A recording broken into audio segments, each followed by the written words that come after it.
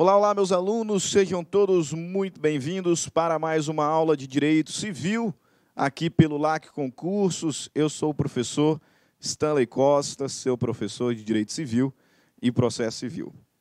Na aula de hoje, vamos dar sequência aos estudos sobre a parte geral do Código Civil.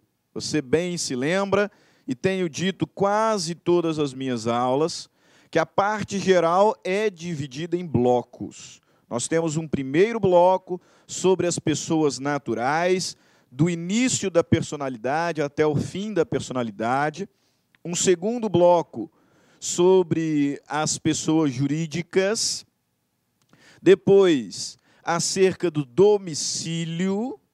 Em seguida, o legislador regula, ou melhor, traz regras sobre os bens, especificamente uma classificação de bens, e então trata acerca dos fatos jurídicos, para depois terminar com a previsão de prescrição, decadência e provas. Nós estamos nesse penúltimo bloco, em que o legislador estipula regras acerca dos fatos jurídicos. Já falamos sobre conceito, espécies de fatos jurídicos, também acerca do negócio, identificando e analisando o negócio jurídico, sempre a partir dos três planos: existência, validade e eficácia. Três planos do negócio jurídico. Já trabalhamos os pressupostos de existência, também falamos sobre os pressupostos gerais de validade, e lá, pouco antes de chegar no degrau da eficácia, também falamos sobre os elementos acidentais dos negócios jurídicos: condição, termo e encargo. E nas últimas aulas, temos falado especificamente acerca da validade. Portanto, do segundo degrau, certamente o ponto mais importante dessa matéria, muito cobrado em concurso. Pessoal, nós precisamos aqui caminhar de uma forma um pouquinho mais lenta, mais específica. Me perdoe por vezes repetir demasiadamente, mas esses são temas quase certeiros na sua prova. Se no seu edital tem parte geral do Código Civil, notadamente fato jurídico, isso é quase certo de ser cobrado na sua prova. Inclusive, te desafio a entrar nesses sites de questões e verificar com os seus próprios olhos que não estou mentindo. Quase todas as provas em que o edital indica fato jurídico, cai o que nós temos trabalhado nas últimas aulas. Elementos acidentais do negócio, condição, termo, encargo e validade. Validade. Numa aula nós falamos sobre os pressupostos gerais da validade. O agente tem que ser capaz, o objeto lícito, possível, determinado, pelo menos determinável, a forma prescrita ou não defesa em lei, a vontade livre de vícios. Noutra aula, diferenciamos nulidade e anulabilidade. Muito importante. Quais são as características e quais são as consequências da nulidade do negócio jurídico, quais são as características e consequências da anulabilidade. Também identificamos algumas causas de nulidade, outras de anulabilidade, bem como alguns prazos decadenciais para anulação. E ainda aqui no plano da validade, nós concluímos em dois blocos, tratando acerca dos defeitos do negócio jurídico. Tema, disse, repito, muito importante. dentro do plano da validade, concluindo os estudos sobre os negócios jurídicos. Defeitos do negócio jurídico, artigo 138 ao artigo 165 do Código Civil. Tema muito provável de cair na sua prova. Por isso eu chamo a sua atenção. Assista essa aula quantas vezes for necessário. Tá? Dividir em 2 blocos, porque no próximo bloco nós vamos resolver muitas questões. Muitas questões para que você saia aqui dessas aulas sabendo o conteúdo ministrado.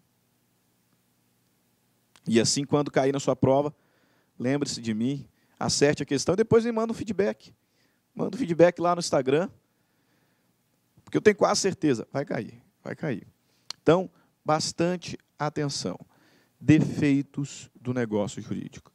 Observe o nome, defeitos do negócio jurídico. Alguma coisa aqui está errada nesse negócio. E o que está errado é a presença de um vício.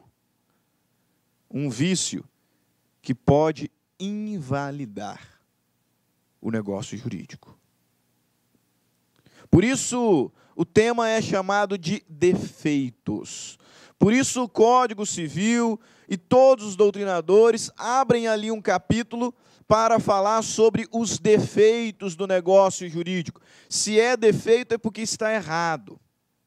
E o problema, como disse, é a presença de algum vício. De algum vício que pode gerar a invalidação deste negócio jurídico. O legislador identifica variados vícios e nós classificamos esses vícios em 2 grupos. Primeira coisa que eu quero que você entenda, que você anote: os defeitos do negócio jurídico são organizados didaticamente em 2 grupos: vícios sociais e vícios de consentimento. 2 grupos: vícios de consentimento e vícios sociais, que influenciarão diretamente na validade do negócio jurídico. Espero que você se lembre que algumas aulas atrás, quando iniciamos o estudo sobre o plano da validade, chamei a sua atenção para o fato de que o Código Civil diz que o negócio jurídico, para ser válido, precisa de agente capaz, objeto lícito, possível, determinado, ou pelo menos determinável, e forma prescrita ou não defesa em lei. Não falando assim sobre vontade. Mas é certo que, além de agente capaz, objeto lícito, possível, determinado ou determinável, forma prescrita ou não defesa em lei, também é requisito de validade a vontade livre. Livre de quê? Livre de vícios, livre de defeitos. Nesse primeiro grupo de defeitos, chamados de vícios de consentimento, o problema é exatamente a vontade manifesta. Além de ser capaz, o agente, além do objeto ser lícito, possível, determinado ou determinável, a forma prescrita ou não defesa em lei, a vontade, o consentimento do agente tem que ser livre de vícios, para que o negócio jurídico seja válido. Nesse primeiro grupo, o legislador nos apresenta alguns vícios que colocam em xeque o consentimento do agente. Na verdade, nesses casos, o que o agente manifestou não é o que ele realmente queria. Percebam, não é o que ele realmente queria. A vontade manifesta está em desacordo com a vontade real por conta de algum desses vícios. Por isso o consentimento. Vícios de consentimento são aqueles, portanto, que se configuram quando a vontade exteriorizada, quando a vontade manifestada pelo agente diverge da sua real vontade. Não era o que ele queria. Não era o que ele queria. E já no grupo dos vícios sociais, percebam, a vontade manifestada é exatamente aquela pretendida. Exatamente aquela pretendida. Mas o objetivo é prejudicar terceiros. Por isso, vícios sociais. Vícios sociais. A vontade declarada pelo agente está de conformidade com o que ele pretende, com o seu interesse, mas foi manifestada com o objetivo de prejudicar terceiros. 2 grupos de defeitos do negócio jurídico, eu dizia, 2 grupos. Vícios de consentimento. Nas hipóteses de vício de consentimento, nós temos uma divergência entre a vontade manifestada e a real vontade do agente. Não era o que ele queria, aquilo que manifestou. E já nos vícios sociais, a vontade manifesta é exatamente a pretendida pelo agente. Mas se deu com o objetivo de prejudicar terceiros. Identificou? Entendeu? Beleza. Nós temos 5 vícios de consentimento e 2 vícios sociais. São vícios de consentimento: o erro, o dolo, a coação, o estado de perigo e a lesão. Quando o negócio jurídico foi celebrado por erro, mediante dolo, coação, em estado de perigo, por lesão, a vontade manifestada pelo agente não era exatamente aquela pretendida. Portanto, vícios de consentimento: erro, dolo, coação, estado de perigo, lesão. E nós temos ainda 2 vícios sociais. Nesse caso, o que foi manifestado é exatamente aquilo que o agente pretendia. Mas o negócio jurídico é inválido porque foi celebrado com a intenção de prejudicar terceiros. Por isso, o vício social. A celebração do negócio jurídico teve por finalidade prejudicar um terceiro. 2 são os vícios sociais: a fraude contra credores e a simulação. Gravou? Vícios de consentimento: erro, dolo, coação, estado de perigo e lesão. Vícios sociais: fraude contra credores, simulação. Gravou? Gravou isso? Agora, pode puxar aí uma setinha. Muito importante. Vou fazer aqui também. Vou colocar um asterisco. Muito importante. Muito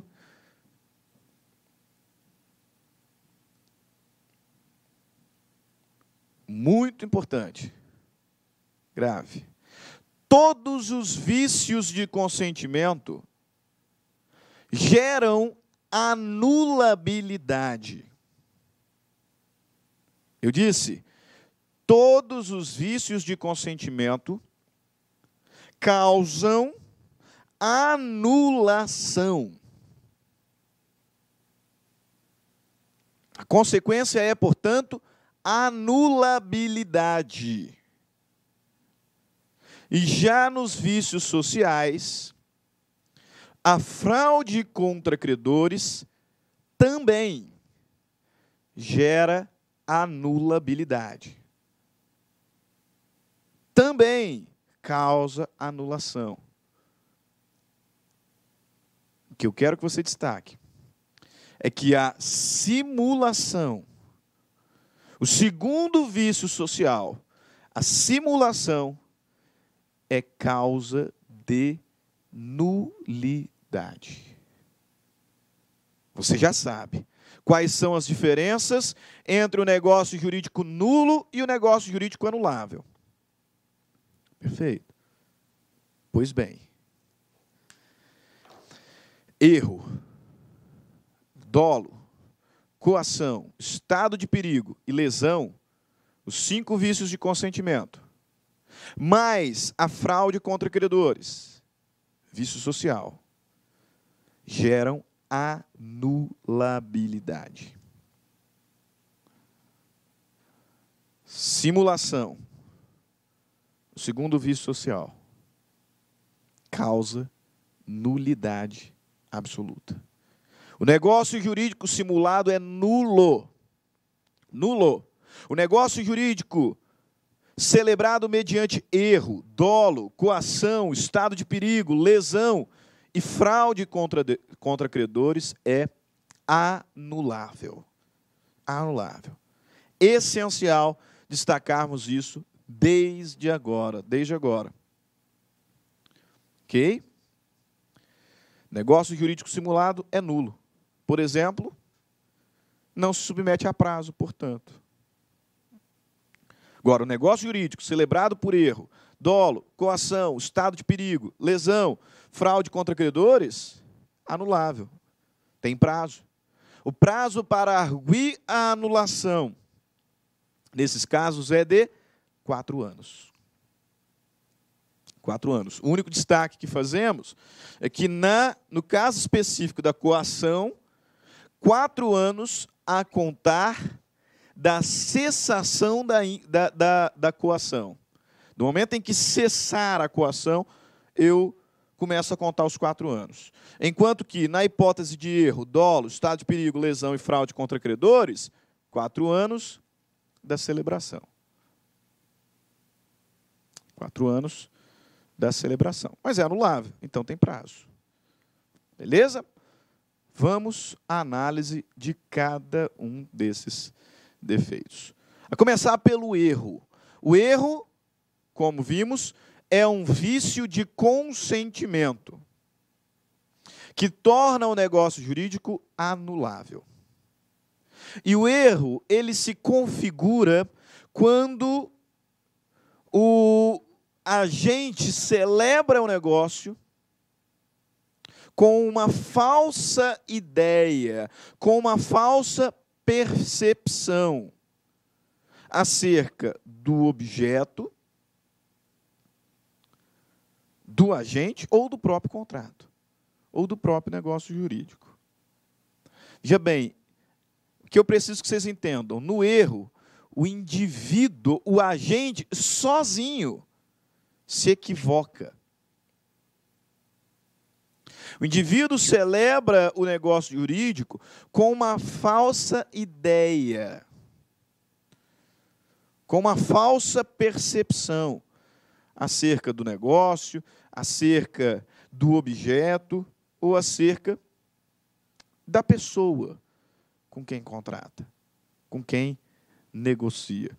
Por isso, aqui no nosso slide, o erro é resultado de uma falsa ideia, de uma falsa percepção sobre o objeto ou sobre a pessoa. Eu achei que estava adquirindo determinada coisa, mas não era. Não era. Eu achei que estava celebrando o negócio jurídico com determinada pessoa, mas não era. Perceba, a minha vontade foi manifestada de forma equivocada. Equivocada. E o negócio jurídico só será válido quando a minha vontade for livre de vícios. Nesse caso, ninguém me levou ao erro. Eu errei. Eu achei que estava adquirindo determinado bem, mas, na verdade, não era o que eu imaginava. Tinha, portanto, uma falsa ideia do objeto contratado. Eu achei que estava celebrando um negócio jurídico com determinada pessoa, mas não era. Uma falsa percepção da realidade negocial. Aqui a doutrina vai nos dar vários exemplos, né? Por exemplo, com relação ao objeto, uma hipótese muito citada daquele indivíduo que vai lá comprar um relógio, né? Está lá todo dourado, por, sei lá, 1.000 e poucos reais. Ele fala assim, puxa, um relógio de ouro por 1.000 e poucos reais, vale a pena. Vale a pena. Pronto, comprou. E aí ele descobre que, na verdade, o relógio não era de ouro. Era banhado a ouro. E se soubesse dessa informação, ele não compraria. Não compraria. Portanto, o negócio só foi celebrado porque o agente achava que o objeto tinha determinada característica. Mas não tinha. Parece talvez um pouco surreal do ponto de vista prático. Sim, concordo. Mas aqui você precisa saber para fazer a sua prova. E aí esse exemplo cai muito bem a calhar. Uma falsa percepção do objeto contratado. Uma situação talvez mais possível, né, para servir de exemplo, que lá no direito de família nós consideramos como hipótese de anulação do casamento, é o erro essencial com relação à pessoa do outro cônjuge. Imagina a hipótese da pessoa que se casou e depois de casada descobre que o marido era portador de HIV. E ele já tinha essa doença desde antes do casamento. Desde antes do casamento. Tá? Essa aqui é uma hipótese verídica. Tem um caso famoso, inclusive não vou, obviamente, dar muitos detalhes, em que aconteceu exatamente isso. A noiva médica sempre teve relações sexuais enquanto namorada, e mesmo depois que casou-se, usando preservativo, né?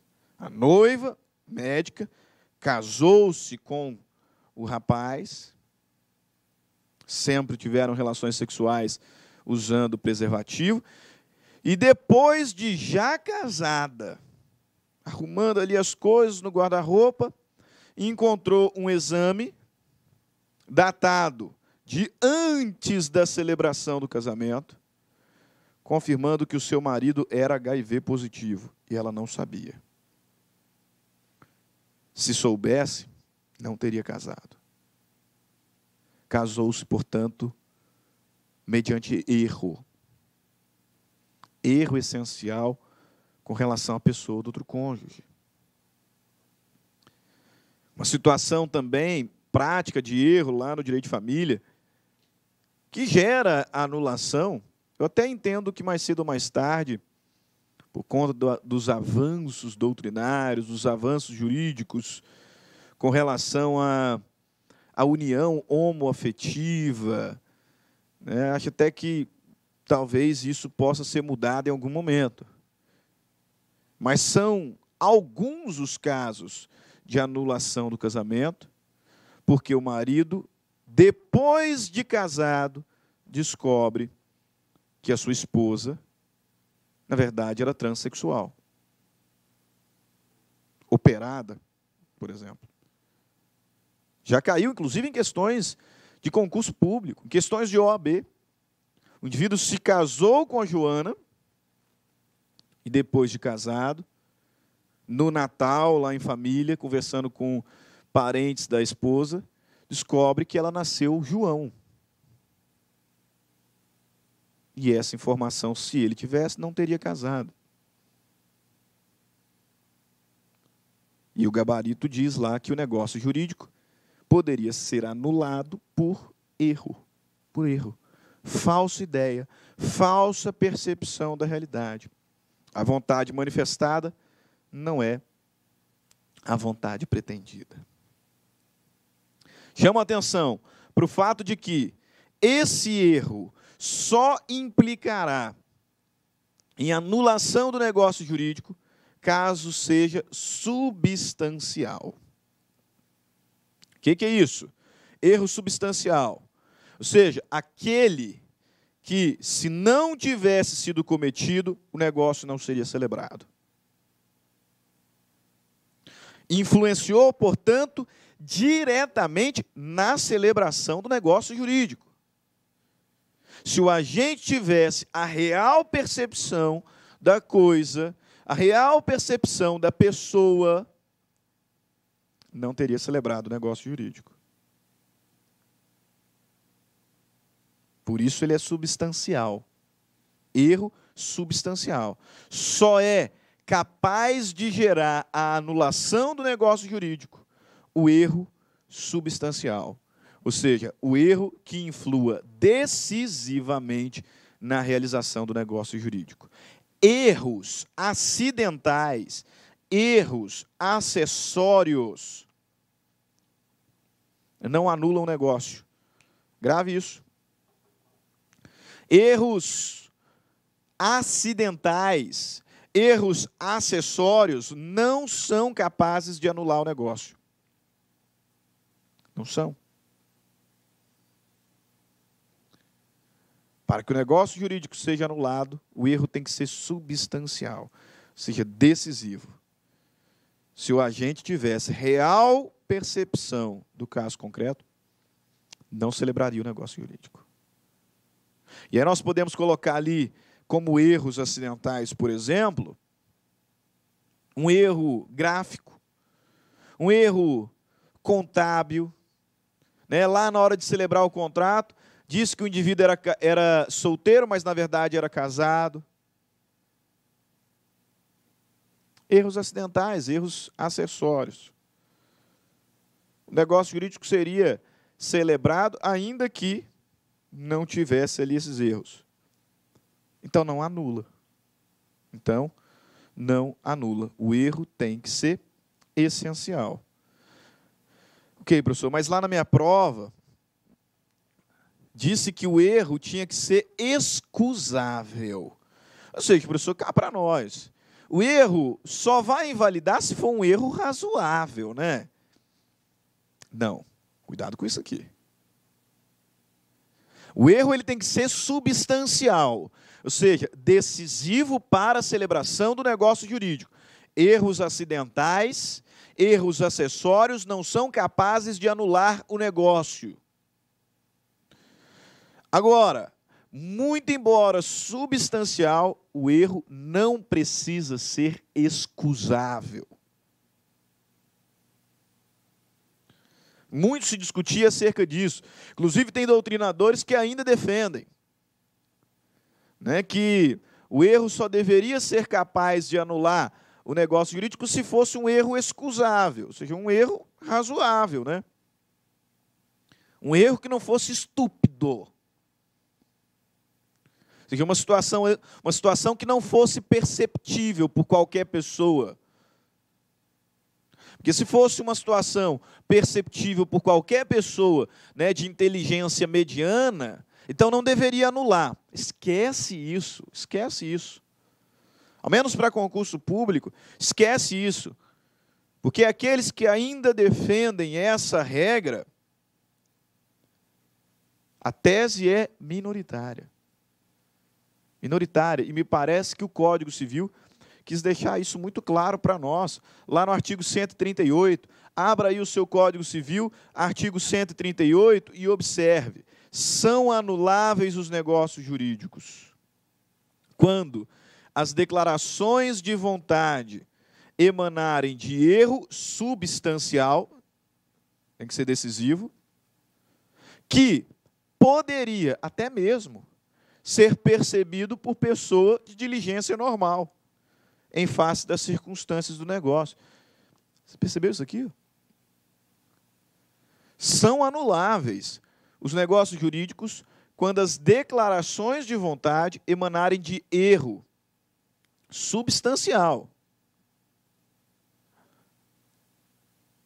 Mas estão aqui, inclusive, aqueles erros que poderiam ser facilmente percebidos por pessoa de diligência normal. Ele não coloca ali, ó, a exceção daqueles que poderiam ser percebidos por pessoas de diligência normal. Ele não faz isso.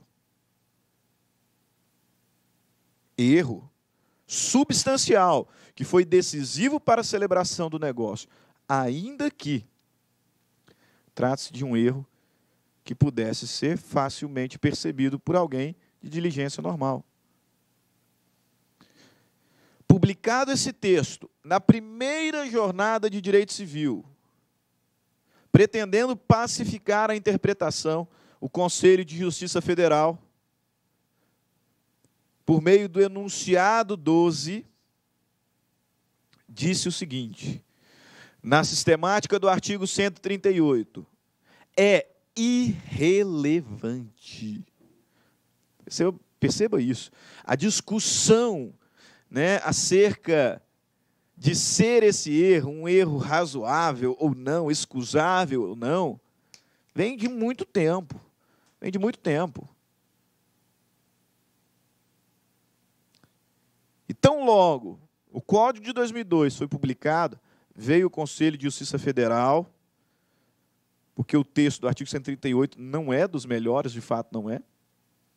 Veio o Conselho de Justiça Federal, publicou o enunciado 12, dizendo, na sistemática do artigo 138, é irrelevante ser ou não excusável o erro.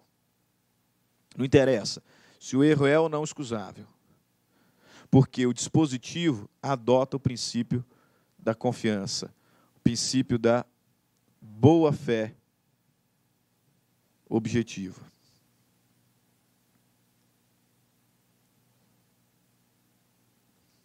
Interessa se era um erro excusável ou não.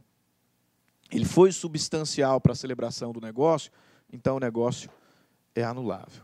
Então o negócio jurídico é anulável. Ok? Perfeito. Artigo 139 identifica aqui o que seria, né, um erro substancial.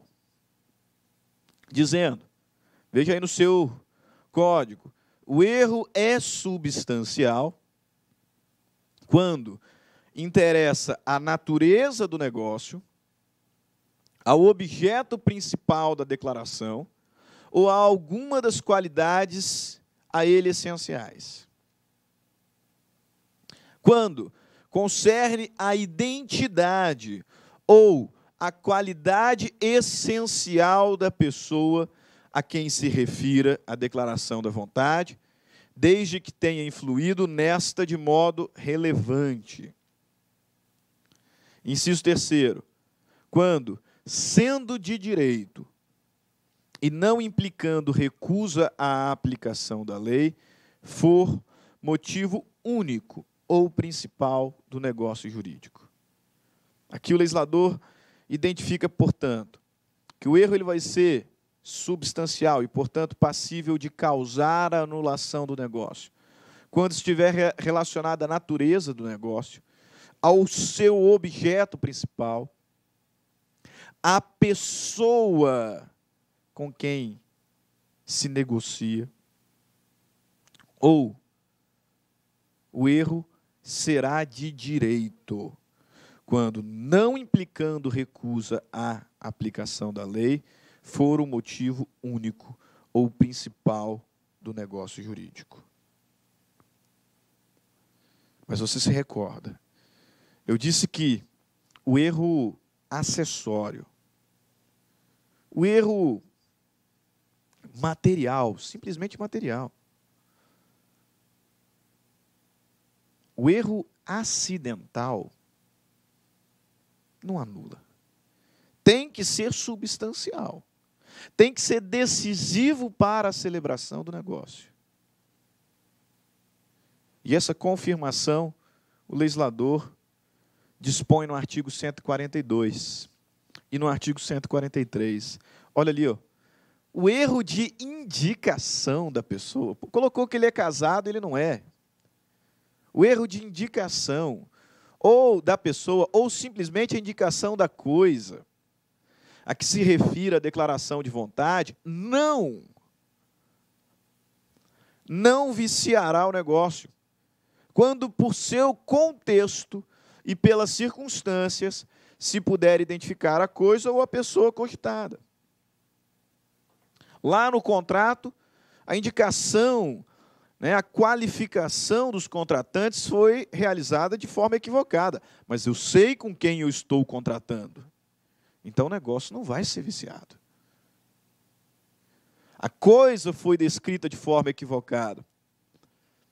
Mas pelo contexto, pelas circunstâncias, dá para identificar qual é o objeto do contrato. Então ele não estará viciado. E da mesma forma, erro de cálculo. Erro de cálculo apenas autoriza retificação, não anula o negócio jurídico. Por quê? Porque são erros acidentais. Erros acidentais. E o legislador segue, concluindo esse primeiro vício de consentimento, no artigo 144, dizendo o seguinte: o erro não prejudica a validade do negócio jurídico quando a pessoa a quem a manifestação de vontade se dirige se oferecer para executá-la na conformidade da vontade real do manifestante. Aqui é uma forma, inclusive, de conservar os negócios. Nós falamos sobre o princípio da conservação. Sempre que possível, a gente deve tentar manter o negócio. Ratificando, confirmando, saneando. E é exatamente o que o legislador diz aqui. O negócio jurídico não será anulado quando a pessoa a quem a manifestação se dirige, ou seja, quando a pessoa com quem foi contratada, não aquela que errou, a outra, se prontificar, se oferecer a executar o negócio da forma como verdadeiramente pretendia o agente que se equivocou. Então não anula, mantém. Se for possível, então mantém, conserva o negócio. Primeiro vício de consentimento, portanto, o erro. O segundo vício de consentimento é o dolo. O dolo ocorre quando, olha só a diferença, hein? Quando o indivíduo ele é induzido ao erro. Percebeu? Percebeu que o limite entre o que é erro, o que é dolo, é muito tênue, muito nebuloso. Por isso que esses conceitos são muito importantes para você, concurseiro. Do ponto de vista prático, eu vou te contar um segredo. Não faz muita diferença, não. Do ponto de vista prático, se no caso aconteceu erro ou dolo, não faz muita diferença. As duas são causas de anulação e o prazo é o mesmo, 4 anos. Se é erro, se é dolo, o negócio vai ser anulado. O prazo é de 4 anos a contar da celebração. Não faz muita diferença prática. Agora, para a sua prova, faz. E aí o segredo é perceber que no erro, o indivíduo se equivoca sozinho. Sozinho. O indivíduo cria ali uma falsa percepção da realidade. Um falso entendimento acerca do objeto, acerca da pessoa, acerca do negócio jurídico celebrado. No dolo, para muitos chamados de erro induzido,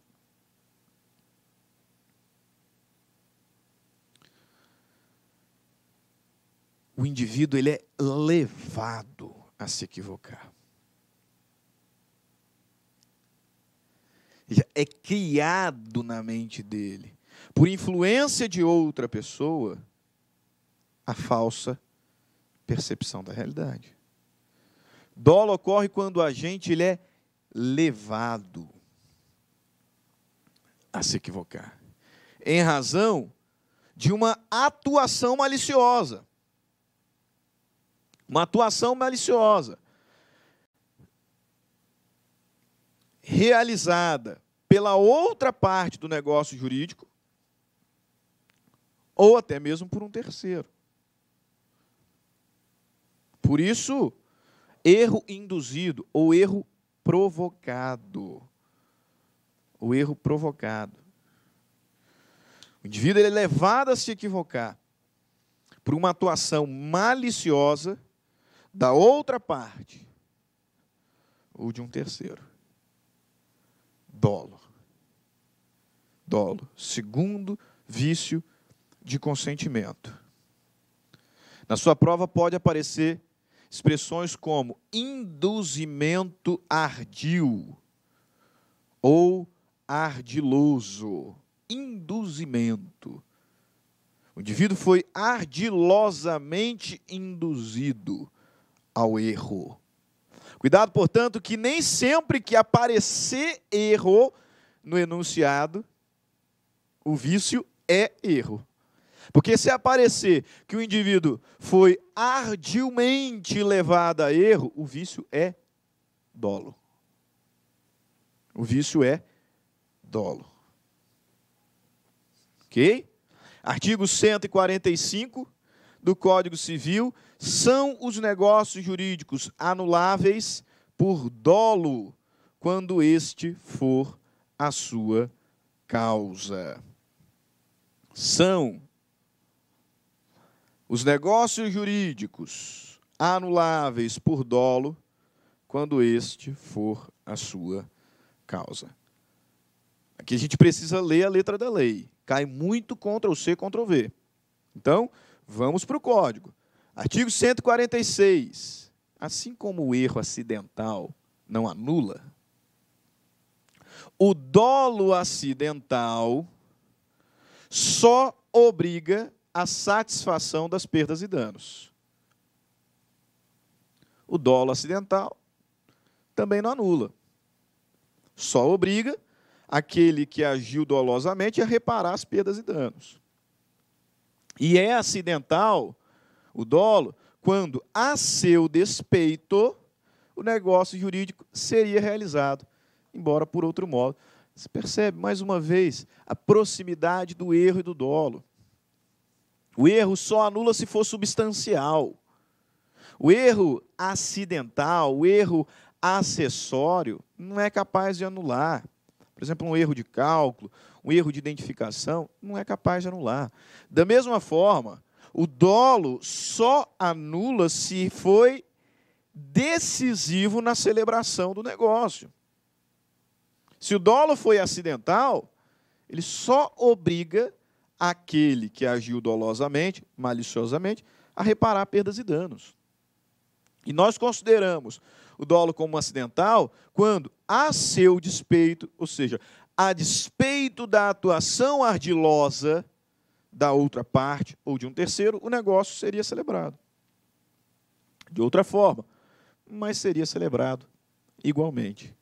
Artigo 147, nos negócios jurídicos bilaterais, o silêncio intencional de uma das partes a respeito do fato ou qualidade que a outra parte haja ignorado, constitui omissão dolosa, provando-se que sem ela o negócio não se teria celebrado. Mais uma vez, você pode entender que naquele caso do relógio, que não era de ouro, o fato do vendedor ter se mantido em silêncio configurou dolo e não erro.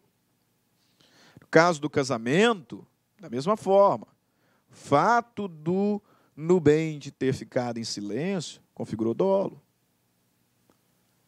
Por isso é que eu disse que no caso concreto não faz tanta diferença assim, né, se é erro, se é dolo, porque o prazo é o mesmo e nós estamos diante de duas causas de anulação. Mas na sua prova faz diferença. E o segredo é saber, o erro configura quando o indivíduo sozinho se equivoca. Já o dolo configura quando o indivíduo é levado a se equivocar por uma atuação ardilosa, maliciosa da outra parte ou de um terceiro. Artigo 148. Pode também ser anulado o negócio jurídico por dolo de terceiro, se a parte a quem aproveite dele tivesse ou devesse ter conhecimento. Se o dolo foi praticado por um terceiro, mas a parte que se beneficiou sabia ou devia saber, o negócio é anulado. É anulado. Ponto e vírgula. Sempre que aparecer um ponto e vírgula, fique esperto, porque vem coisa extra aí. Vem um plus, uma exceção, um complemento. Sempre que aparecer uma ponto e vírgula, redobre a atenção.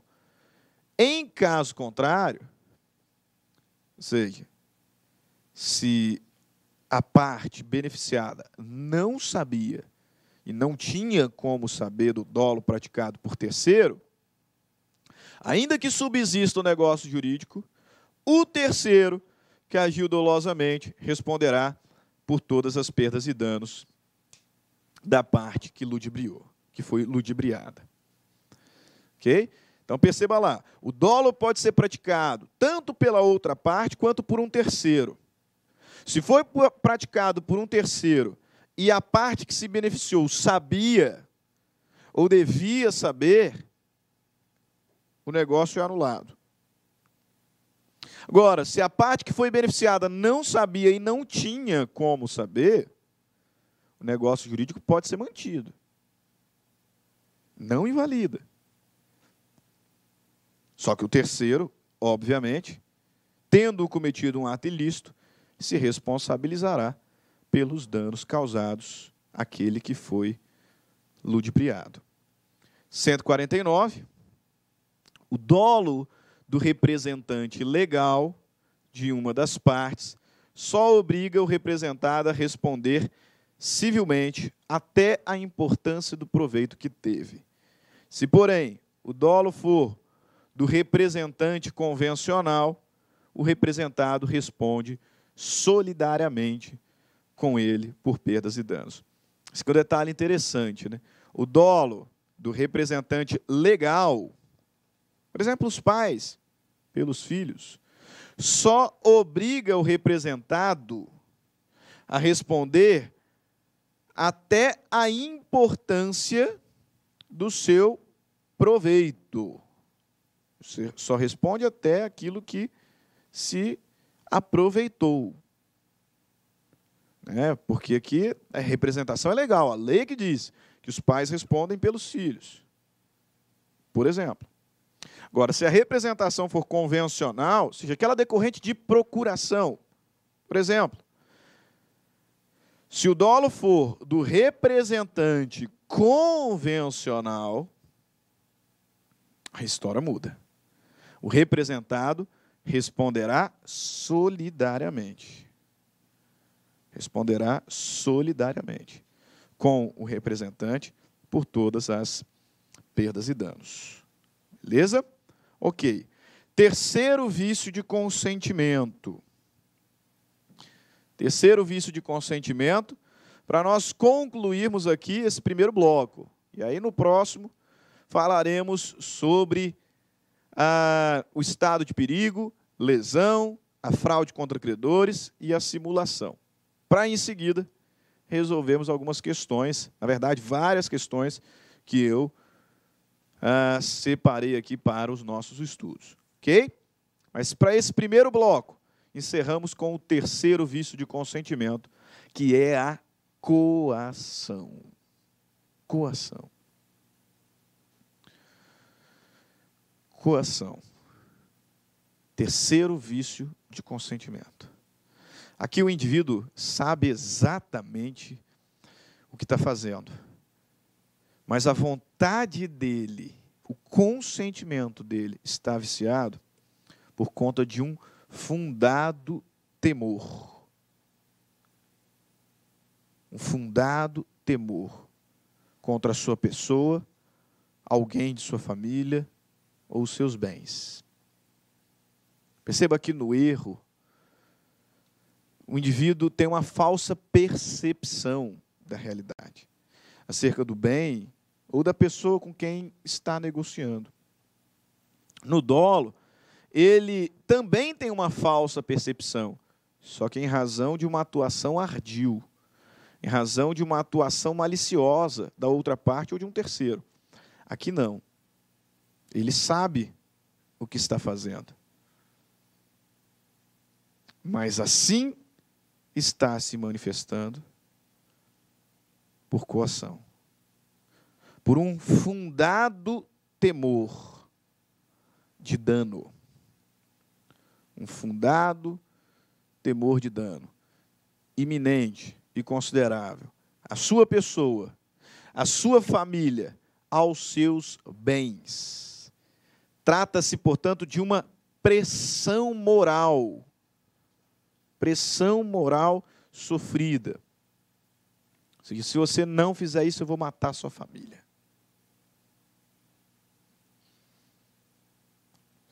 Estou sendo coagido a celebrar o negócio jurídico. Anulável. Anulável.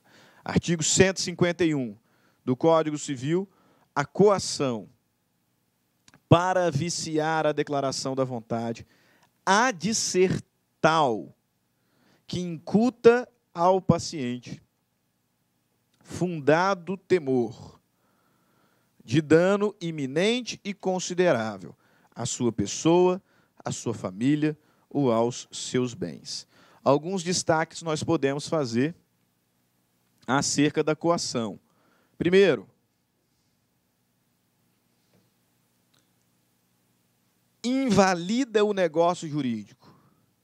A coação que incuta ao agente um fundado temor, iminente e considerável, em relação à sua pessoa, à pessoa de sua família, ou aos seus bens. Fundado temor, iminente e considerável.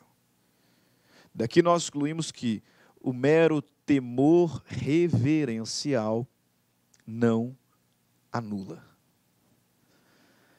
Da mesma forma que o erro acidental não anula, que o dolo acidental não anula. Agora, em relação à coação, destaca-se que o mero temor reverencial não é considerado coação. Não é considerado coação. Temor reverencial. Por exemplo, meu pai fala que eu tenho que casar com aquela determinada pessoa, senão ele vai me deserdar. Senão ele nunca mais vai falar comigo. Isso não anula o casamento. Dizendo que casei mediante coação. O meu chefe, que me obriga aqui a celebrar alguns negócios jurídicos, a realizar alguns atos, sob a ameaça de que vai me demitir. Não anula. Mero temor reverencial. Temor reverencial não anula. Tem que ser um fundado temor, iminente e considerável, contra a minha pessoa, pessoa da minha família, ou contra os meus bens. Mero temor reverencial não é considerado coação. E aí uma questão que é doutrinária. Doutrinária e jurisprudencial, mas que cai em prova. E você precisa saber. Nós classificamos a coação em 2 graus. A chamada vis absoluta, coação absoluta ou vis absoluta, e a coação relativa ou vis compulsiva. Vis compulsiva. Gravou? Entendeu o que é coação? Causa de anulação do negócio? Gravou que o temor reverencial não anula? Beleza. Agora, capte o seguinte. A coação é doutrinária e jurisprudencialmente considerada a partir de 2 graus. Coação absoluta, vis absoluta, e a coação relativa, chamada de vis compulsiva. A coação absoluta, que é a coação física. Física. Entendemos, não gera anulação. Não. Mas sim inexistência. Inexistência. Percebeu? Os negócios jurídicos nós analisamos a partir de 3 degraus: existência, validade e eficácia. E a anulação está no 2º degrau. Pois bem, se a coação for física, fui espancado aqui para que celebrasse determinado negócio jurídico. O negócio jurídico ele não é anulável, ele é inexistente. Porque a conclusão doutrinária e jurisprudencial é que, nesse caso, quando a coação ela for absoluta, quando for vis absoluta, quando for física, na verdade, eu nem sequer manifestei a minha vontade. Nem sequer. Estava ali sendo agredido fisicamente. Então, é inexistência, não teve vontade. A coação que anula é a coação moral. É a coação relativa. A coação vis compulsiva. Essa aqui sim, anula o negócio jurídico. A vis absoluta, coação física, não anula, mas sim gera inexistência. Na verdade, o negócio jurídico nem sequer foi celebrado. Inexistente, por falta de vontade. Você se lembra, para que o negócio exista, eu preciso de vontade, objeto, agente, forma. Se o negócio foi celebrado porque eu estava sendo fisicamente coagido, agredido, na verdade eu nem sequer manifestei minha vontade. Então ele não existe. Agora, se manifestei minha vontade, mediante coação, mediante o fundado temor de iminente e considerável dano à minha pessoa, à pessoa da minha família, aos meus bens, coação relativa, coação moral, negócio jurídico é anulável no prazo de 4 anos, a contar do momento em que cessar a coação. Artigo 152 do Código Civil, no apreciar a coação, ter-se-ão em conta o sexo, a idade, a condição, a saúde, o temperamento do paciente e todas as demais circunstâncias que possam influir na gravidade. Já que não é toda coação que anula, né? Mero temor reverencial não anula. Então, todos esses elementos aqui serão considerados para que o juiz consiga ali entender qual foi a gravidade dessa coação. Artigo 153, não se considera coação a ameaça do exercício normal de um direito, nem o simples temor reverencial. Artigo 154, vicia o negócio jurídico a coação exercida por terceiro, se dela tivesse ou devesse ter conhecimento a parte a que aproveita, e esta responderá solidariamente com aquele por perdas e danos. Artigo 155, subsistirá o negócio se a coação decorrer de terceiro, sem que a parte a quem aproveita dela tivesse ou devesse ter conhecimento. Mas o autor da coação responderá por todas as perdas e danos que houver causado ao coato. Né? Aqui mesma lógica do dolo. O dolo pode ser cometido pela outra parte ou por um terceiro. Se foi cometido por um terceiro, e a outra parte do negócio jurídico sabia ou devesse saber, anula. Se ele não sabia, não tinha como saber, não anula, o terceiro responde por perdas e danos. Aqui da mesma forma, se a coação foi cometida por terceiro, mas a outra parte do negócio jurídico soubesse ou devesse ter conhecimento, anula. E aí, nesse caso, a parte responde solidariamente pelos danos.